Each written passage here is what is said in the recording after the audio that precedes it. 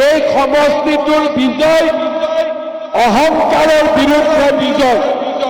এজন মানুহে কিমান অহংকাৰী হওক, কিন্তু যেতিয়াই অহংকাৰী হৈ আমি গৈ থাকিম, তেতিয়া ওপৰত ঈশ্বৰে হওক, আল্লাই হওক, কোনেও অহংকাৰীক কেতিয়াও জীয়াই থাকিবলৈ নিদিয়ে।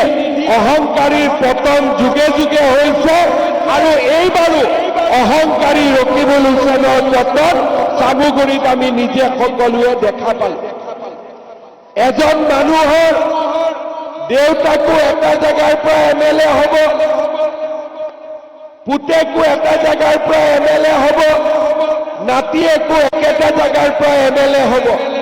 চামুগুৰিৰ পৰা কলিয়াবৰলৈ যাওঁতে যাওঁতে আমবাগানৰ ৰাইজে ৰকিবুল হুছেইনক বুজাই দিলে যে আমিও আপোনাৰ অহংকাৰ খতম কৰিব পাৰোঁ, আমিও আপোনাৰ অহংকাৰ নোহোৱা কৰিব পাৰোঁ।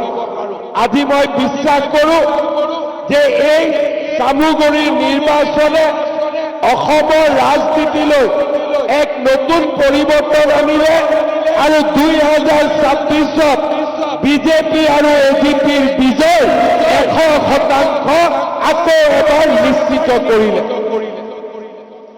কৰিলে নে নাই? নিশ্চিত কৰিলে নে নাই? সঁচাই কৰিছেতো।